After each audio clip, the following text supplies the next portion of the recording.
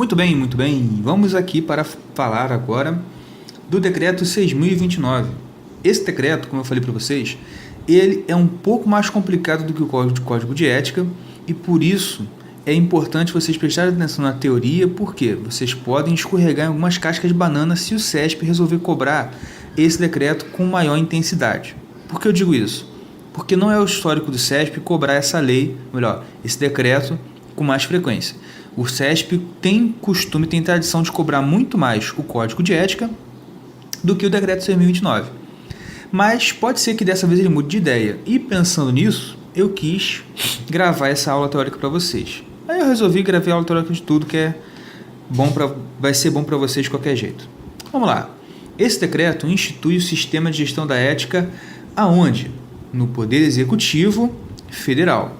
Então, já no artigo 1º a gente sabe que isso não vai se aplicar aos outros poderes, só ao Poder Executivo, e não vai se aplicar aos outros entes federados, só em âmbito da administração pública federal. Então, olha só, o Código de Ética até pode ser aplicado para o Poder Judiciário, porque ele não restringe. Ele pode ser aplicado em outros poderes, mas o Decreto 6.029 ele é especificamente para o Poder Executivo Federal. E como é composto o sistema de gestão de ética pública? Ele é composto por 3 entidades ou grupos de entidades.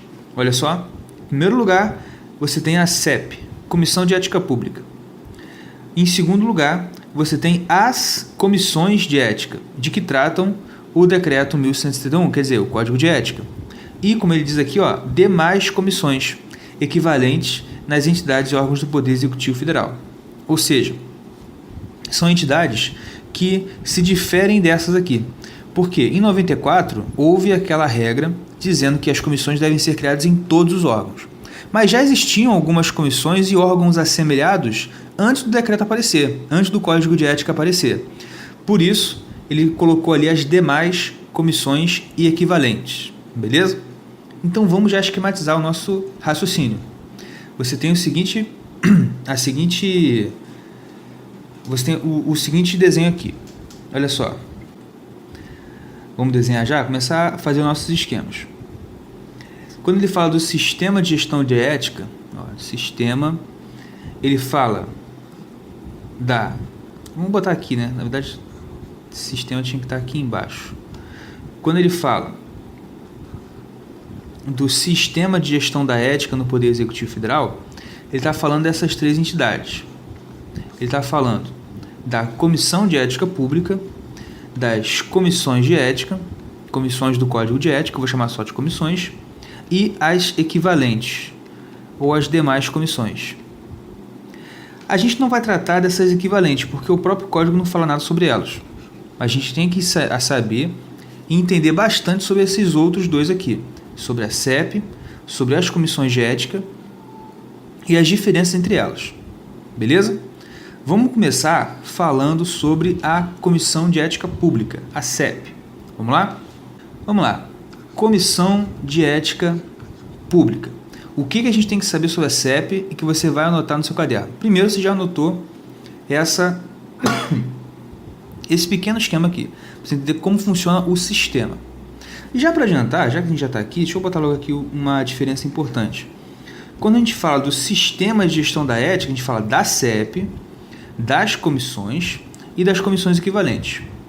Porém, lá na frente, deixa eu até mostrar para vocês aqui, lá na frente o decreto vai falar da rede de ética. Quando ele fala da rede de ética do Poder Executivo Federal, olha a composição da rede. Representante da CEP, representante das comissões e das demais comissões. Percebeu uma semelhança? A composição da rede e do sistema é bem parecida. A diferença é o representante. E também que eles reúnem-se pelo menos uma vez por ano. Beleza? Esse objetivo cai, mas não é muito difícil. Olha só. A rede de ética é composta com o objetivo de promover uma cooperação técnica e avaliação de gestão da ética. Coisa de reunião mesmo. Agora, essa composição é importante você conhecer. Por quê? Porque você tem representantes aqui. Então, se no sistema eu tinha entidades, aqui eu tenho pessoas. Eu tenho um representante da CEP, eu tenho um representante de cada comissão de ética em cada órgão do Poder Executivo Federal e um representante de cada uma das comissões equivalentes, beleza? Então são várias pessoas, por isso que eles se reúnem pelo menos uma vez por ano. Não dá para se reunir muito mais que isso, beleza? Então vamos voltar lá. Para você não esquecer, vamos botar aqui, ó, sistemas são esses, e quando a gente fala da rede de ética, você tem que lembrar de quê? Que o macete para você entender e não esquecer a diferença do sistema para a rede é o re.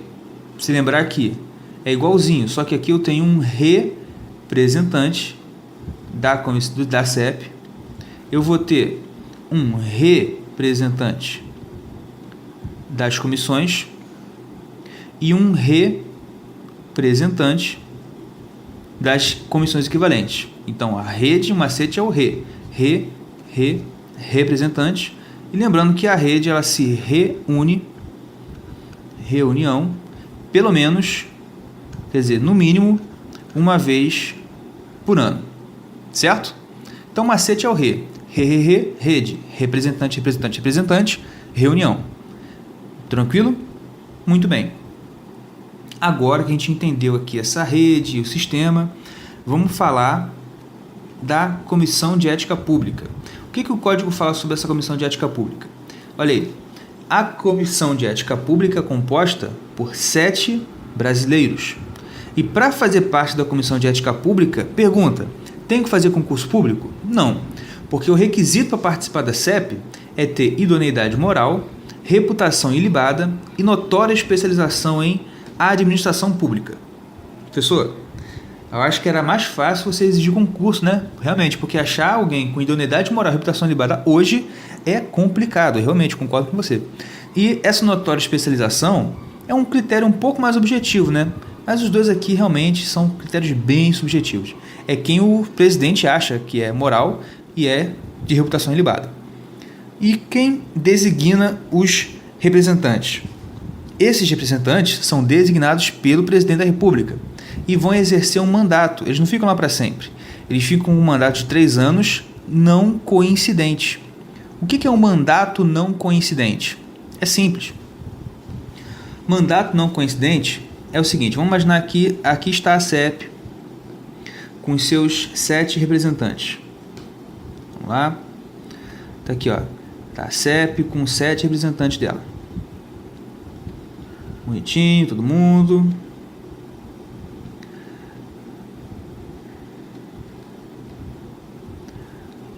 Um, dois, três, quatro, cinco, seis, 7. Quando eu digo que o mandato desses caras são de 3 anos, na verdade o decreto fala até 3 anos. Por que ele fala até 3 anos? Porque para conseguir fazer mandato não coincidente, você tem que botar um até. Porque é o seguinte, olha só. Vamos imaginar, todo mundo entrou junto, então todo mundo vai cumprir 3 anos. Só que, sendo não coincidente, o que tem que acontecer é que um vai sair e vai entrar um novo para cumprir 3 anos. Aí no outro ano, esse cara vai sair, vai entrar um novo e vai cumprir 3 anos. O mandato não coincidente é quando você não tem todo mundo entrando uma vez e cumprindo 3 anos, e aí todo mundo sai e entram mais 7 novos e continua. Não. Um vai trocando organicamente, vai trocando assim, de forma não coincidente mesmo, né? A palavra é essa mesmo, de forma alternada. Por quê? Esse cara vai cumprir 1 ano. No outro ano entra ele, sai ele, e entra esse aqui que vai cumprir 3. Aí no outro ano, esse cara que cumpriu 2 sai e esse cara vai cumprir 3. No outro ano, esse aqui que cumpriu 3 sai e entra um novo para cumprir 3. E assim sucessivamente. Sai esse, entra um novo que vai cumprir 3 anos. E olha só, quando esse sai, ó, 1 ano, 2 anos, 3 anos. Quando esse sair para esse entrar, olha o que acontece. Aqui já saiu esse e entrou um novo. Percebeu? O mandato não coincidente permite que a troca seja mais efetiva, haja uma maior oxigenação dentro do órgão, para não manter todo mundo no poder por muito tempo. Beleza? Essa organização de mandato não coincidente é muito interessante. Pena que não é adotado em outros órgãos. Beleza? Muito bem. Características da CEP. A atuação dela não é remunerada. Quem trabalha lá presta relevante serviço público e não recebe nada para isso. Beleza? E o código fala não remunerada, a não ser que ele trabalhe em regime de exclusividade. O que é um pouco contraditório. Por quê?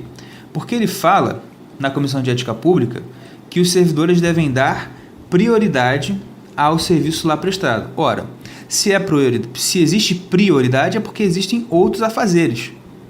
E então você tem que considerar o seguinte, olha só. Está aqui o fulaninho. Ele trabalha na CEP. Via de regra, ele vai ter um outro serviço e vai dar prioridade à CEP. E se ele dá prioridade, ele não é remunerado pela CEP. Ele recebe do outro serviço dele. Agora, se o Joãozinho atua excepcionalmente com exclusividade, bom, aí eu não posso exigir que o cara trabalhe com exclusividade no órgão e não receba nada. Nesse caso, aí ele vai receber sim. Beleza? Ótimo.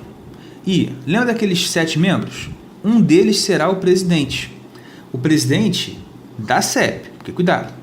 Quem nomeia os 7 é o presidente da República. Mas, vem aqui o presidente da República e nomeia 7 pessoas para fazer parte da CEP. Desses 7, um será escolhido e será feito o quê? Presidente da CEP. Beleza? E esse cara, que é o presidente da CEP, uma característica importante dele é que ele tem o quê?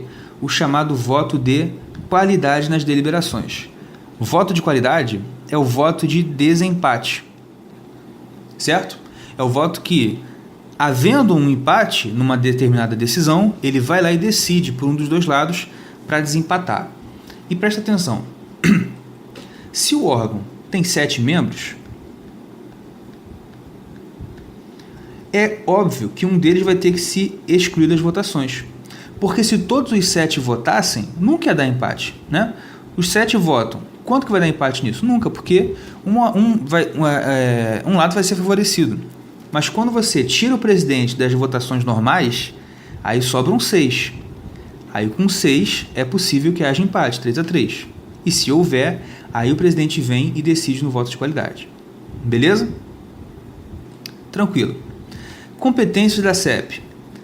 Em relação à competência, eu vou pedir para falar um pouco depois, porque eu quero preencher aquele esquema primeiro com vocês. Beleza? Ele fala aqui das competências da CEP, eu falei daí disso, e depois fala das comissões de ética do Código de Ética. Vamos voltar para o nosso esquema, para a gente esquematizar o que a gente já sabe em relação à CEP. Vamos lá? CEP ela é composta por quantos brasileiros? 7. Vamos botar aqui. 7 brasileiros. Opa, deixa eu apagar aqui. Brasileiros. Natos ou naturalizados? Os dois, né? Natos ou naturalizados. Porque a Constituição não fala nada sobre ser cargo privativo de brasileiro nato, você compor a Comissão de Ética Pública, não tem nada disso. Então, 7 brasileiros natos ou naturalizados. Professor, tem que decorar que são 7? Tem. Tem mesmo? Tem. Professor, como é que eu vou decorar isso? Simples. O que está escrito aqui? CEP. Quantos membros? 7. Qual o nome do órgão? 7. CEP. Quantos membros? 7. Tá vendo? Até eu já confundi. Por quê? Se você falar CEP, 7, CEP, 7, CEP, 7, você vê que rima, né? Tem uma rima aí dentro, escondida. CEP, 7. Quantos membros da CEP? 7. CEP, 7. Beleza? Nunca mais esquece quantos membros tem na CEP. Tudo bem? Então, para decorar, é isso. 7 membros, CEP. CEP, 7 membros, 7 brasileiros. Esses brasileiros, eles são designados por quem? Pela Presidente da República para um mandato. Eles não ficam lá para sempre. O mandato é de quanto? O mandato é de 3 anos, não coincidentes. Lembra que um vai dar lugar ao outro à medida que o cargo vai vagando. Não vai sair todo mundo junto, entrar todo mundo junto. Beleza? Ótimo. E outra coisa, uma data não coincidente. E sobre a atuação da CEP. Sobre a atuação da CEP, você tem que saber que eles atuam de forma não remunerada. É um trabalho gratuito, de relevante serviço público, e que, além disso, o trabalho lá é exercido de prioridade em relação às outras funções dos seus membros. Aqui, tem prioridade. Beleza? E lembrando, desses 7 membros, eles vão escolher um para ser o quê? O presidente do órgão, para ser o presidente da CEP. Esse presidente terá, como a gente já viu, o chamado voto de qualidade. Deixa eu apagar aqui. Voto de qualidade nas deliberações. Beleza? É o voto chamado também de voto de Minerva. Tudo bem? Beleza. Prosseguindo. A gente falou que não é coincidente, tá certo. Tranquilidade. Sobre as competências da CEP, o que eu quero te mostrar? Em primeiro lugar, olha aqui. Competência da CEP. Atua como instância consultiva do Presidente da República e dos ministros de Estado em matéria de ética pública. Aplica qual código? O Código de Ética? Não. Ele aplica o Código de Conduta da Alta Administração. Isso é diferente. Por quê? Se você olhar aqui, nas competências da Comissão de Ética, ela aplica o Código de Ética Profissional, que é o que a gente estudou agora há pouco. Agora, a CEP, como ela é um órgão que está hierarquicamente superior às comissões de ética normais, ela aplica o Código da Alta Administração. Vamos colocar isso lá? Vamos lá. Vou botar aqui. Competências da CEP. Competências. A CEP tem quais competências? Primeiro, atuar como instância consultiva de quem? Ela não é um órgão que está na hierarquia superior em relação aos outros? Ela não está vinculada ao presidente da República? Então ela vai ser órgão consultivo do presidente e dos ministros de Estado. Se a CEP é o órgão de cúpula em relação à ética no serviço público, ela não vai aplicar o Código de Ética normal. Ela vai aplicar o Código de Conduta da Alta Administração, que eu costumo chamar de Código da Alta, só para ficar um pouco mais fácil você entender, de relembrar. Ela vai aplicar o Código da Alta Administração. Que código é esse, pessoal? É um outro código de ética que se aplica não a servidores normais, meros mortais como nós. Ele se aplica às grandes autoridades do Poder Executivo Federal. Ministro de Estado, próprio Presidente da República, carreiras como diplomata e essas coisas assim, beleza? São os cargos de alta relevância no Poder Executivo Federal. Eles se respondem pelo Código de Alta Administração, Código de Conduta da Alta Administração, beleza? E outra competência importante da CEP está lá no código e ele fala o quê? Que é a competência para dirimir dúvidas. Dirimir dúvidas a respeito da aplicação de qual código? Aí que eu quero que você tenha atenção. A CEP, por ser um órgão que está em hierarquia superior aos demais, ela vai dirimir dúvidas a respeito do Código da Alta e também a respeito do Código, vou botar aqui, do Código de Ética, que é o nosso código. Código de Ética Profissional do Servidor Público do Poder Executivo. Beleza? Então, olha, quem pode tirar dúvida da alta, pode tirar dúvida também do código aqui do servidor normal. Certo? Agora, aplicar, eu nem botei aqui em cima, mas é aplicar. Administrar a aplicação ou aplicar o código, ela só aplica o código da alta. Mas interpretar, dirimir dúvidas, ela interpreta tanto o código da alta quanto o código de ética aqui embaixo. Beleza? Ótimo. Então, essas são as 3 competências básicas da CEP. Que a gente pode ver aqui, ó. Atuar como instância consultiva do presidente e dos ministros, administrar a aplicação do código de ética, dirimir dúvidas e tal. E aqui, dirimir dúvidas a respeito da interpretação do código de ética e do código do servidor público civil. que é o decreto 1171. Beleza?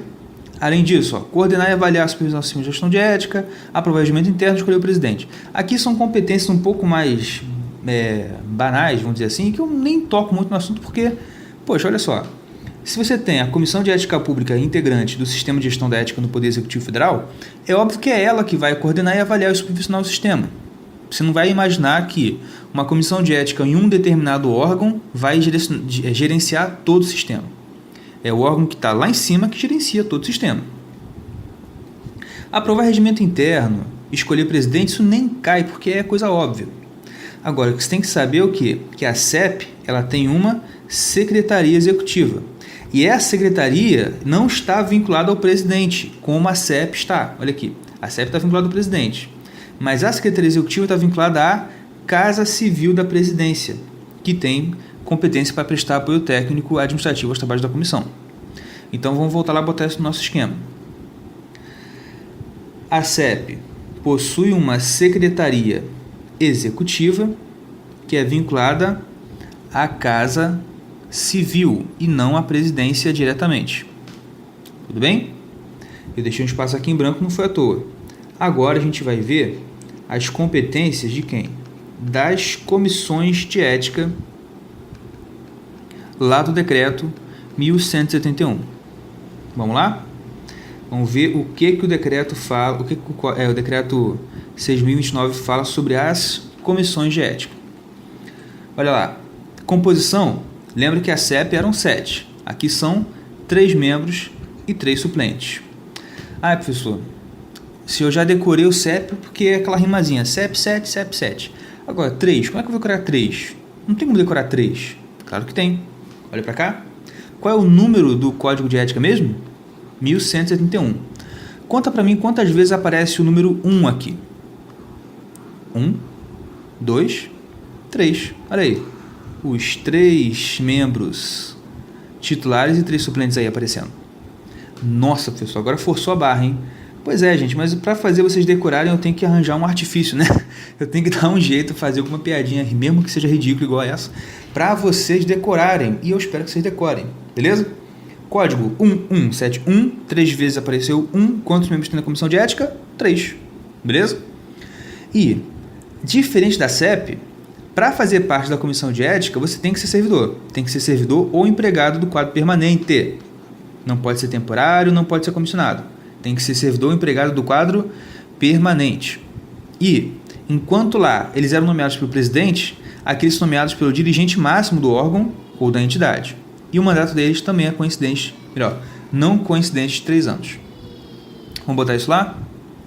Aqui a gente já tem como a gente colocar, vamos lá. Em relação às comissões de ética, você já tem 3 membros, 3 suplentes, tem que ser servidor, não é indicação política, tem que ser servidor. Você é nomeado pelo dirigente máximo daquele órgão, assim como a CEP é nomeada pelo presidente máximo do Poder Executivo, que é o presidente, e o mandato também é 3 anos, não coincidente. Nas competências é que surgem algumas diferenças que eu vou colocar naquele nosso quadrinho. Mas vamos lá. Atua como instância consultiva de quem? Na CEP, ele era instância consultiva do presidente e dos ministros. Como aqui a comissão de ética está lá dentro dos órgãos, ela vai ser instância consultiva de quem? Dos dirigentes e dos servidores, no âmbito do respectivo órgão ou entidade. Como eu falei, aqui ela aplica o Código de Ética, Decreto 1171. E submete aqui, tira dúvidas, apura, mediante denúncia, isso aqui é tranquilo. Outra é que ela representa a respectiva entidade na rede de ética, como a gente já viu, ela faz parte da rede de ética lá, representa, e supervisiona a aplicação do Código da Alta Administração e fazendo cumprir as determinações. Vamos botar lá, aqui ó, também existe a Secretaria Executiva, existe também, que é vinculada à instância máxima da entidade. Vamos colocar isso no nosso esqueminha aqui, para a gente conseguir diferenciar. Comissão de Ética é instância... É instância consultiva de quem? Lá em cima era ministros e presidente. Aqui vai ser do dirigente e dos servidores. Ali você tinha a aplicação de quê? Do código da alta. Aqui eu vou aplicar o código dos servidores, que é o Código de Ética do Poder Executivo Federal. Só para deixar aqui bem claro que é o decreto 1171. E outra coisa é que ele vai dirimir dúvidas? Vai, mas ele só vai dirimir dúvidas a respeito... Peraí. Ele só vai dirimir dúvidas a respeito do Código de Ética e não do Código da Alta. Em relação ao Código da Alta, a Comissão de Ética vai apenas supervisionar a aplicação dele quando algum servidor atingir ou infringir o código, remetendo os autos para a CEP. Beleza? Basicamente seria o seguinte: você tem um servidor aqui, servidor público que exerce suas funções no órgão público X. Se ele fizer essas funções no órgão público X, ele está submetido a qual código? Ele está submetido, é o decreto 1171. Aí, esse servidor, com uma ação sua, acaba infringindo, ele infringe o código da alta administração. Como é que ele vai infringir, pessoal? Sei lá, ele ofende um ministro, chama o ministro lá de petista, petralha, essas coisas que o pessoal está chamando hoje. E aí existe uma infringência. Ora, como o servidor pertence aqui ao órgão X, a CEP não vai mexer com ele. Quem vai apurar essa infração é quem? É a Comissão de Ética.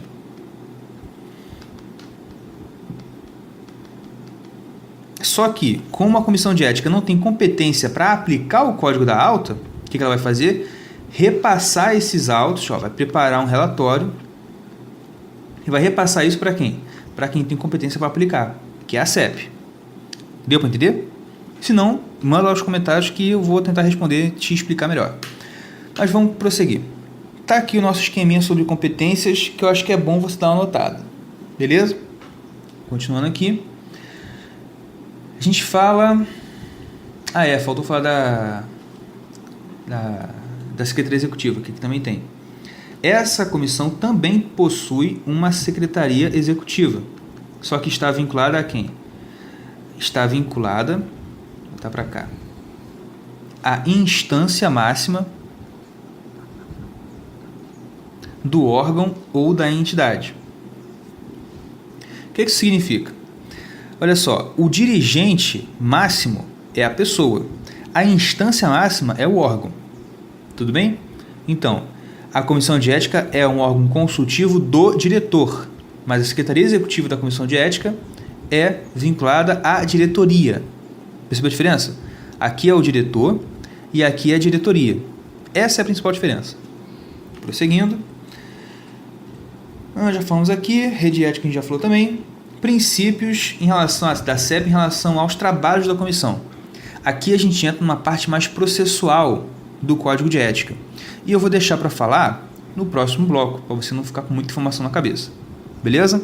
Vamos dar uma pausa, a gente volta daqui a pouco para dar continuidade ao nosso estudo. E aqui a gente fecha o nosso estudo sobre ética no serviço público, beleza? Aquele abraço, até daqui a pouco.